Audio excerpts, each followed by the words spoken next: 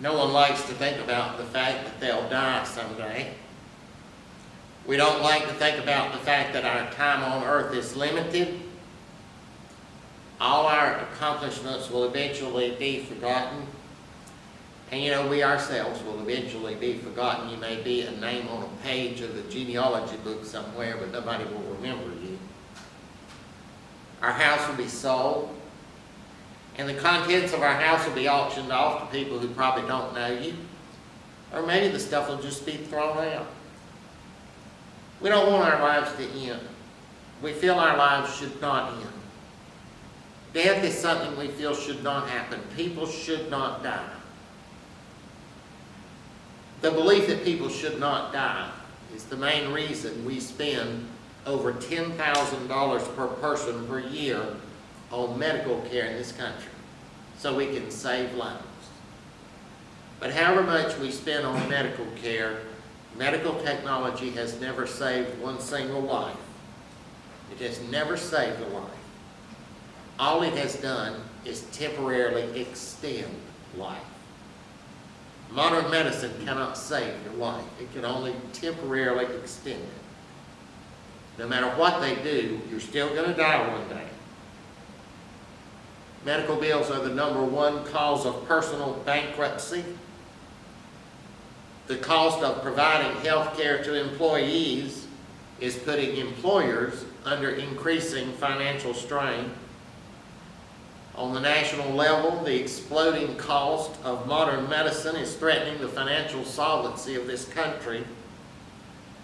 In addition to the unsustainable financial burden, the coronavirus response shows that we are willing to give up control over much of our personal lives and control of much of our society to the medical system. Why are we doing these things? It's because there is a sense in our society that if we could just conquer cancer, heart disease, strokes, the coronavirus, and a few other things, then we would reach the point where people's lives would continue on indefinitely. If we could conquer these diseases, then people would never die. I guess deep in our hearts we don't really believe that, but we act as if we do. We desperately try to find some way to cheat death, as the slogan of a local hospital used to say. And there's apparently nothing we won't give up in an attempt to cheat death. We do that because we believe people should not die. So why are we so convinced people should not die? If you think about it, we human beings are born with a way of looking into the future. We are oriented toward the future. This is the year 2021. Unless Jesus returns beforehand, we know there'll be a 3021. We look into the future. We look indefinitely into the future. We make plans for next year, year after, and way on out after that. If our house needs a new roof, even if we're 80 years old, we have 30-year shingles put on. It's just the way we are, that we live with the idea that the future is unlimited. We see death as an unwelcome interruption. There is never a point in our lives when we think we have lived long enough. I was talking to a man a while back whose mother had died. She was in her 80s. She was in her 90s. And I said, well, you know, she had a long life. He said, oh, yes, but she so much wanted to live even longer. Even though she lived into her 90s, death was an unwelcome disruption. It's never time to die. We don't see death as part of life. We see it as something unnatural, something that should not happen. This is shown in the language we talk about diseases. We talk about someone fighting cancer. We talk about someone being struck by a heart attack. We see these diseases as something attacking us that we need to fight. Historians tell us that many societies of the past saw death exactly the way we do. They did not see death as a part of life. They saw it as unnatural.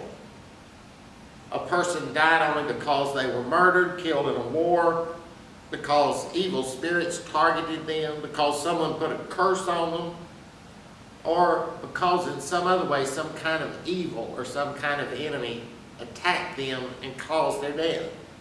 If not for those things, they would have lived forever. People died because they were attacked. Whether that attacker be another person, a foreign army, a wild animal, an evil spirit, or whatever. Death was not seen to be a natural part of life. It was a result of an outside attack. And that's the way we see it now. Of course, in our imagination, the evil spirits and curses have been replaced by viruses and cancer, but the concept is the same. And so looking back into history, we see that the view of death we have today is nothing new. It's been around with us as long as we can see back in history. Human beings just do not regard death as natural. We regard it as something that should not happen. And isn't it odd that we regard something that happens to everyone all around us as something that should not happen? You'd think over the course of human history, as generation after generation died out, people would get the idea, okay, death is just a natural part of life. But we didn't. We didn't get that idea. Why not? I read a book a while back by a man named Stephen Jenkinson. He had a long career in hospice and palliative care, and he wrote a book entitled Die Wise. During his career, he saw the horrors of a medical system that extends life on and on. The way he saw it, the way he put it, he saw the patients who were not allowed to die. He saw the misery people go through, having yet more and more treatments, more and more things done in an attempt to cheat death.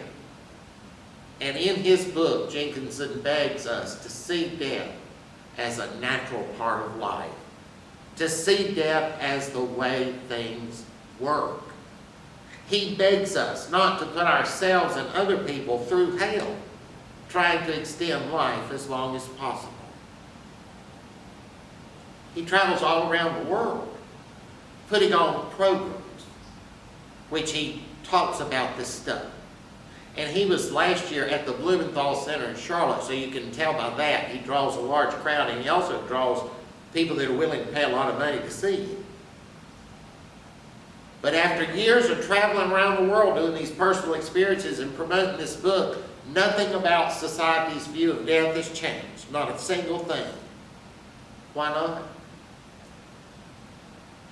Because what he's asking us to do is unnatural. It is not natural to see death as a part of life. It is natural to see death as something that does not belong, as something that should not happen. We just know deep in our hearts, something tells us deep in our hearts that people should not die. We don't have to be told that. We just know it in our hearts. People should not die.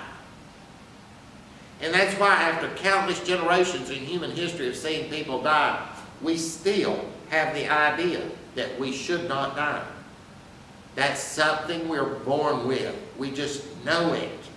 Death should not happen. But what about Christianity? Does Christianity also tell us that? Yes, it does. And it does it in a way that might seem strange. It does it in the concept of God's judgment. Now, when we think about God's judgment, we might think of the Last Judgment, where you have to stand before God and answer for what you did. And there are places in the Bible that talk about that, like the book of Revelation talks about books being brought forth. And in those books is recorded everything you ever did. And you're going to be judged when they bring out those books and read and make you answer for these things. You're going to be judged for what you did. But if we look at judgment as only about what people did in their lives, it makes it seem like that's all God's judgment is about. the things you did in your life. It makes it seem like that it's all about people. But the Bible actually has much broader things to say about God's judgment. The book of Psalms speaks numerous times about how God is going to judge the world. The world. And that does not just mean the people in the world. That means the world, the way the world works, nature, the things that uphold nature, the powers that rule the world. God is going to judge everything about the world, everything about the way the world works. And it also includes that God is going to judge death. The book of Revelation actually tells us that God will judge death. In Revelation, when it talks about people and demons and the devil being cast into the lake of fire, it also talks about death being cast into the lake of fire. At the last judgment, death is judged and removed from the scene. But nothing illustrates that death is not a natural part of life more than the resurrection of Jesus. Nothing illustrates God's judgment of death more than the resurrection of Jesus. Jesus has what is called his triumphal entry in Jerusalem. That's what we celebrate at Palm Sunday. Jesus entered into Jerusalem on Sunday, and then he would be killed on Friday. And in the book of John, Jesus says this, "Now is the judgment of the world. Now the ruler of this world will be cast out." What's Jesus talking about there? He's talking about his resurrection. You see, the resurrection of Jesus is God's judgment on the way things work in the world, both from a spiritual and from a human standpoint. And it is also God's judgment on death. Remember who condemned Jesus to die? It was the Jewish leaders, the religious authorities of the world judged Jesus, and by their standards said he was deserving to die. And so they took him to the Romans and demanded the Romans execute him. And the Romans executed him. The Jewish leaders are the religious authorities. The Romans are the governmental authorities. And both the Jews and the Romans were duly constituted worldly authorities. Jesus was not killed by a mob. Jesus was not killed in a riot. Jesus was not killed by a lynching party. He was killed legally by duly authorized worldly powers, by the standards which the world considers legal. He was judged guilty by religion.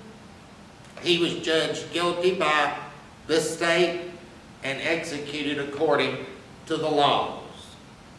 And he wasn't killed by a corrupt government either. The Roman government represented the highest form of government in the world at that time. And neither was he killed by some weirdo religious cult. Judaism was one of the most sophisticated, developed religions in the world. And so Jesus was killed by one of the highest forms of government and one of the highest forms of religion. They are the ones that pronounced Jesus guilty and executed him. They represented the upper echelon of government and religion in the entire world. Their verdict was that Jesus should be killed. And then when Jesus died, he was held in death. And that seems natural. Death is a part of the natural world. It's part of how things work. Everything dies. The question, though, is this the way things should work? That question is answered on Easter Sunday morning, when Jesus rose from the grave. The resurrection is God's judgment on the world and on the way the world works. And what does God's judgment do? It reverses the way the world works.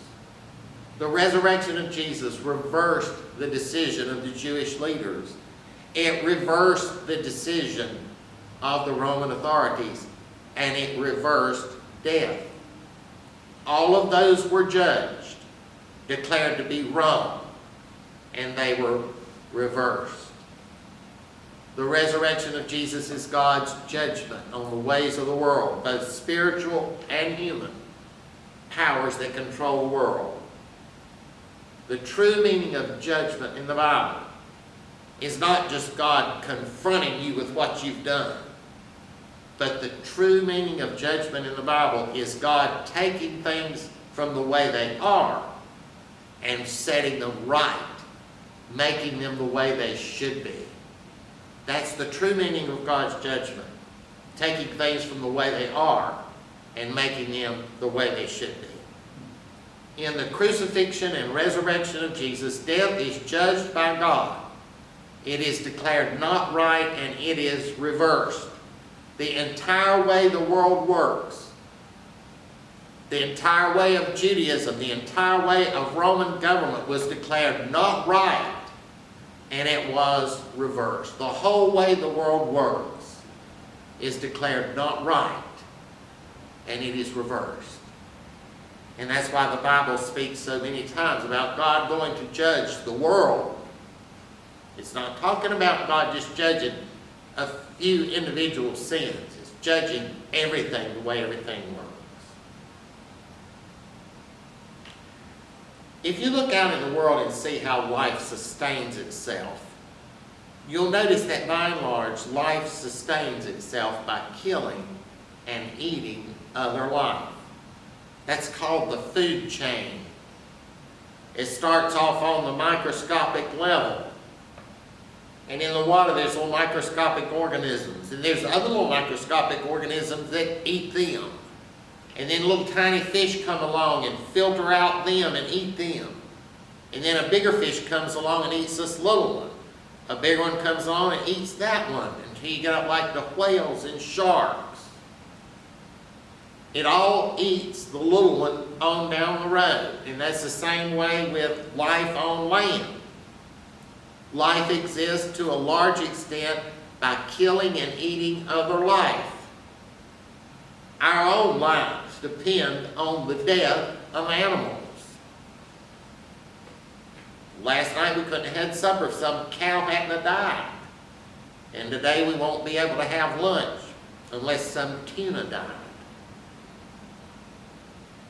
Life exists by death. That's the way nature works. Big things kill and eat smaller things, and that's the way they sustain their life. And so death, it would seem, is natural. But if you go to the Old Testament book of Isaiah, you'll find this. The wolf and the lamb shall feed together.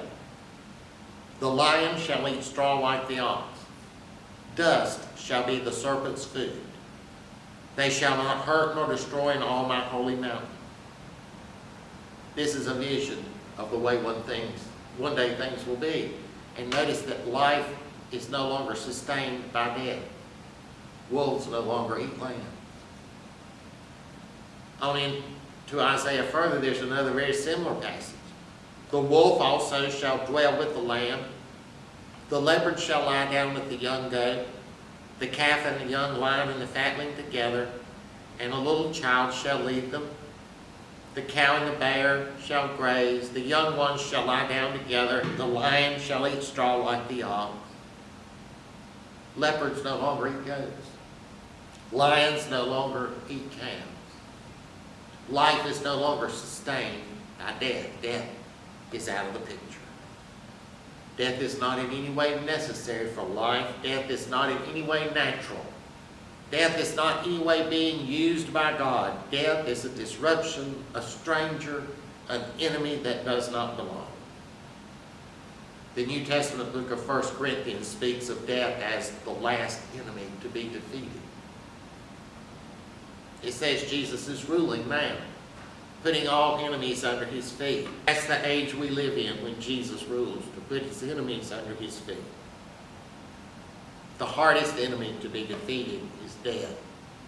And that's the enemy that gives the most resistance. Revelation chapter 1 is what we heard as our New Testament reading. We heard that picture. of the new heaven and the new earth, it says there will be no more death, no more sorrow, no more sadness, no more pain. All those things have been judged as wrong. God has set them right and set things to be the way they should. So let's think about it. We started out talking about, should people die? Is death natural? From the things we see in the Bible, we have to conclude that death is unnatural. People should not die. Death should not be a part of life. It may be a part of the natural world, but it should not have a place in the natural world. Remember, God's going to judge that. The fact that it does have a place in the natural world is a distortion, something that needs to be set right. And God's going to do that one day.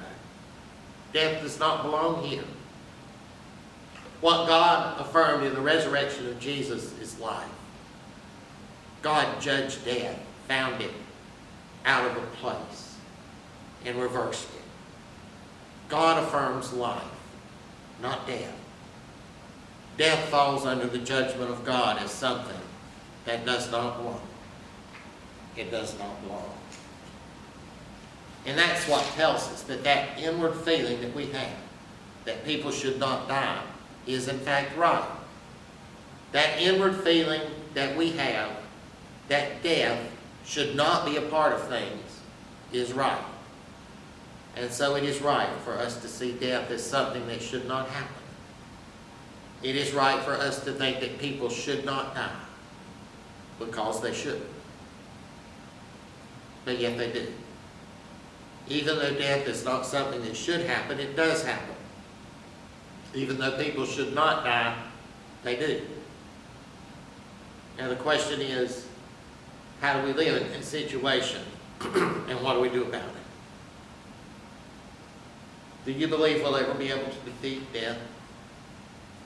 Do you believe our medical system will ever be able to make us live forever? I don't think any of us think that. But we act as if we do. We've never taken the time to pull back and stop and think what we're asking from our medical system. We have declared this war on death, in which we are bringing to bear all the technological weapons of modern medicine. But modern medicine will never be able to win that war, because we'll never defeat death that way. No army enters into a war without some idea of what victory would look like. What would victory look like in our war on death? Would we declare victory when we've lived 100 years, or 120, or 150? I know a person who had cardiac stents put in when they were 103 years old. They never survived the surgery, but they had them put in. You've got to do everything you can as long as you can. We'll never reach the point in our war on death where we can declare victory, no matter how old we make people live. We'll want them to live even older.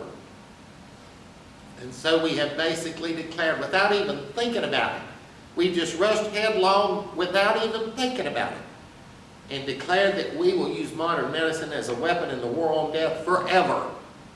It is a war we cannot win, and it is neither a war in which we will surrender.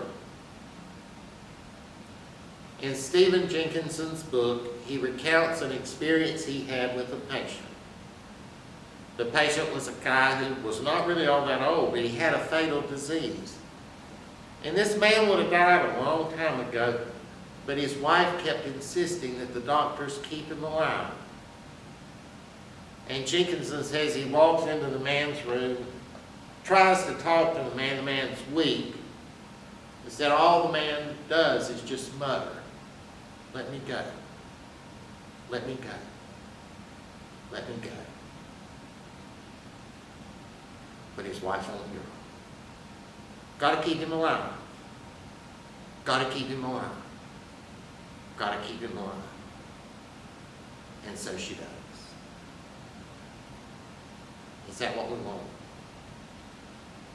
That's what we're doing. It's good to use modern medicine to reduce suffering and improve people's lives, but not as a weapon in the war on death. As Christians, we know that death should not happen, that death is not natural, that people should not die. But we have to remember that defeating death is something we cannot do for ourselves. It is something that we'll have to trust God will eventually take care of. That's something we leave to God. It's one thing to use modern medicine to improve people's lives and make them have healthier and happier and pain-free. And it's great to have that, to use it. But when we use that as a substitute for God, when we pull back from God and try to take care of defeating death for ourselves, it will have disastrous consequences down the road. Absolutely.